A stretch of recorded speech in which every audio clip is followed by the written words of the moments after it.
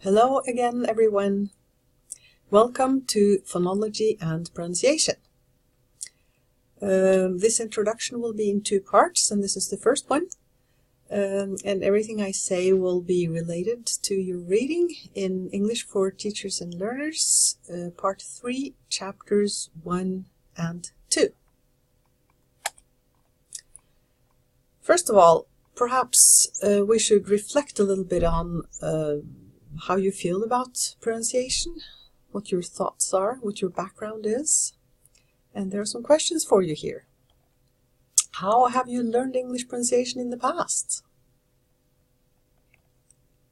Do you feel comfortable with your own pronunciation? And are you trying to improve or change your pronunciation? And if so, how? Why? Perhaps you could stop the film a little bit and think about these things. Perhaps discuss them with some colleagues if you have anyone around, or friends or family. We'll come back to them anyway in the Only Join session. Perhaps your views of pronunciation, your own pronunciation, will change as this course progresses. We'll see. Anyway, these are our goals for this course. As you know, oral communication is in focus this semester, and we want you to Studenten har grunnleggende kunnskap om lydsystemet i engelsk og engelsk uttale. Studenten kan bruke engelsk minst på nivå B2 i det europeiske rammeverket. Dere hørte litt om det europeiske rammeverket forrige semester, og jeg skal si litt mer om det på neste bilde.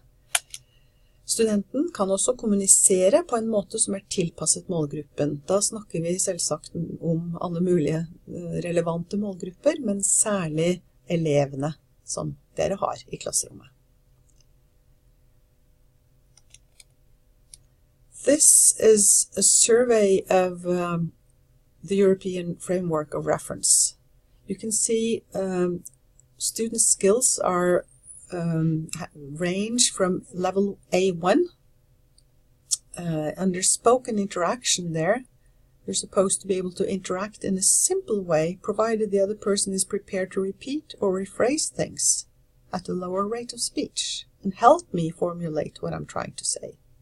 C2, however, for spoken interaction is I can take part effortlessly in any conversation or discussion and have a good familiarity with idiomatic expressions and colloquialisms. Now, again, in this course we expect you to be at level B2. Oral skills, of course, encompass both listening and speaking, and you see that the European Framework of Reference talk about both spoken interaction and spoken production. So when it comes to these two then, you're supposed to be able to interact with a degree of fluency and spontaneity that makes regular interaction with native speakers quite possible. Now, the point about native speakers, we'll come back to that.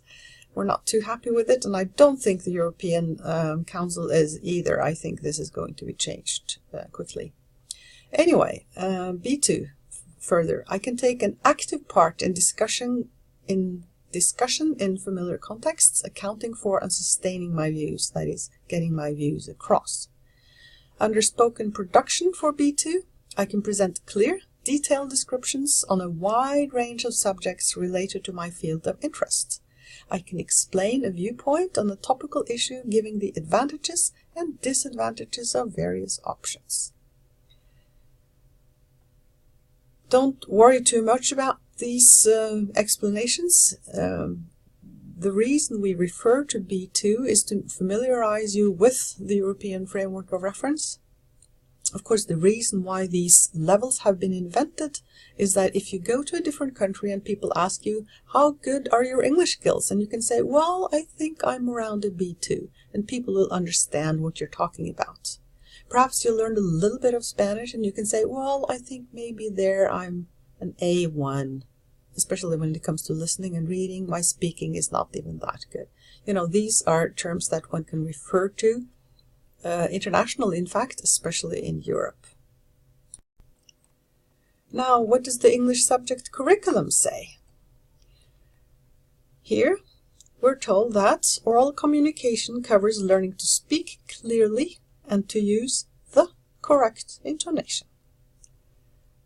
Notice, speak clearly. That's, to me at least, the key point. The correct intonation is a bit more difficult. Of course, English is spoken very differently around the world, and what the correct intonation is pretty hard to say, although there are definitely guidelines and we will go through them. So the competence aims after year 2 are: the pupil shall be able to listen for and use English phonemes through practical aesthetic forms of expression. Now, phonemes are speech sounds, and practical aesthetic forms of expression, well, they're pretty much the same in Norwegian, aren't they? Praktiske estetiske uttrykksformer. I would think they refer to songs, rhymes, etc. Then competence aims after year 7. The pupil shall be able to identify some linguistic similarities and differences between English and one's native language. Now, the pupil is also supposed to be able to use basic patterns for pronunciation and intonation, and we'll go through these basic patterns, of course. This picture is from the new version of Stairs. You can see how it's for 6th grade, and you can see how this textbook uses phonemic symbols. In the glossary in the back of the book, learners can look up abandoned and hopefully get help from the phonemic symbols that are included there. Abandoned, above, absent-minded, absorbing. There should be an upside down before the B there in absorbing. Accept, accident, across, actor, add, addition, admit, adorable, etc. I wouldn't think the authors of Stairs expect learners to really learn all of these symbols, but they are pretty self-explanatory once you get a bit used to them. So hopefully they can be helpful anyway. And for you as teachers, they certainly will be helpful. We'll work a bit with them. And the idea, of course, is that when you look up a strange-looking word in the dictionary, you wonder how in the world is that pronounced, and you look at the phonemic symbols and you understand how that word is pronounced. So, the idea is the phonemic symbols are supposed to be helpful. This is from Steps. It was published in 2006, I think, and here you see this series introduced phonemic symbols already in grade 3. The little symbol at the bottom there, the little hat, is ah.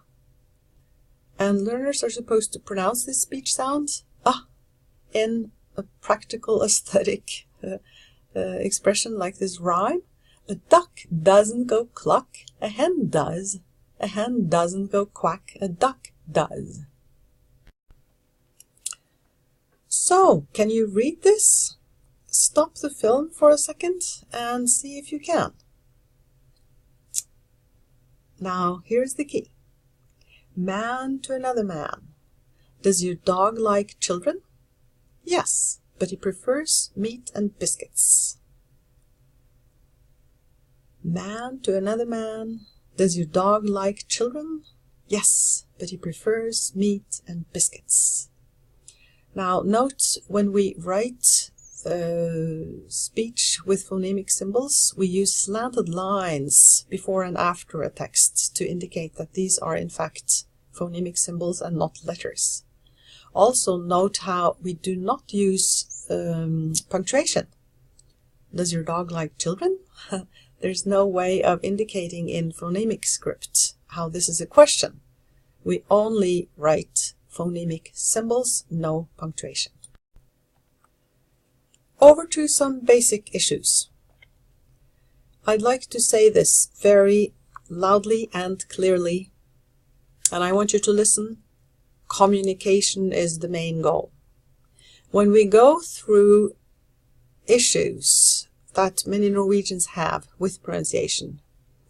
One may get kind of uptight and think, oh no, I'll never speak again. I'll never get that speech sound right. Well, don't worry about it. Communication is the main goal. You should know about the issues, you should know about some of these challenges, you should know what correct or clear pronunciation is. But remember, communication is the main goal. And this is where the English subject curriculum also comes in. It says clear, you're supposed to speak clearly. That's the main goal. There are some other issues that we have to consider though. Which English to learn? English is spoken in so many different ways around the world. Which one should we go for? What should be the norm? In fact, English is spoken in so many different ways that we have started to talk about not only English, but Englishes. There are so many distinct varieties, in fact. In this course, we'll talk about accent.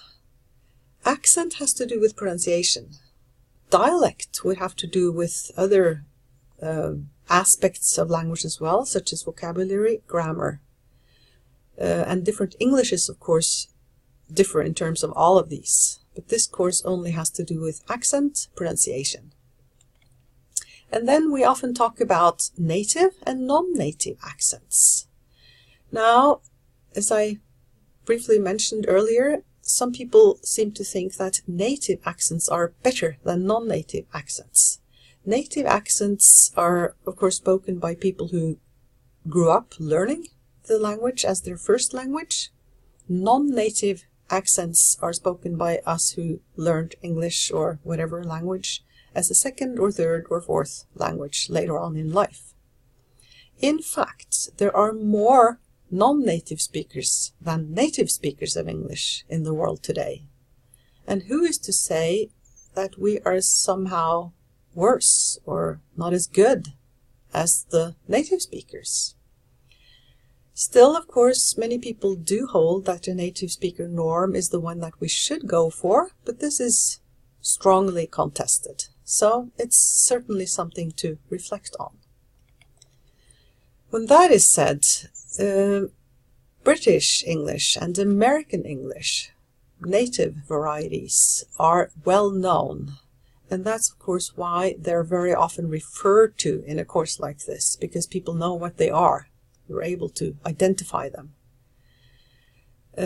Although, of course, British English is a very problematic entity in itself. We all know how people from Liverpool, Portsmouth, York, London speak very, very differently. That's perhaps why RP has come in as a very common point of reference. What is RP? The student guessed once that it stood for Royal Pronunciation, and it's actually a very good guess because the royals certainly, or royals in the UK, certainly speak RP. It stands for Received Pronunciation. It's an old term which means accepted pronunciation.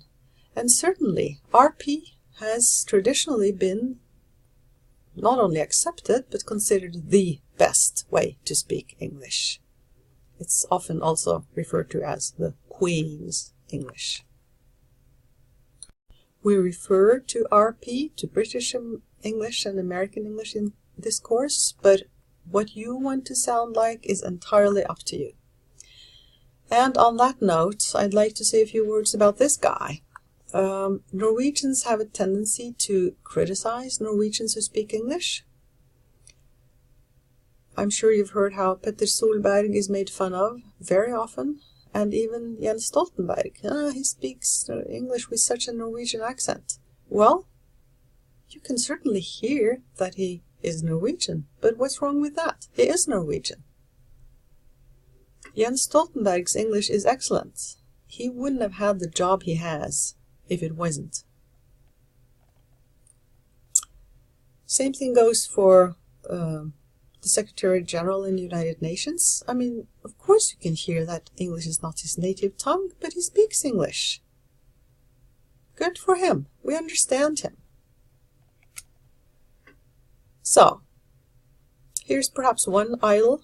Here's perhaps another. Or this one. Or how about Bob Marley? The point I'm trying to make is English is spoken in many different ways.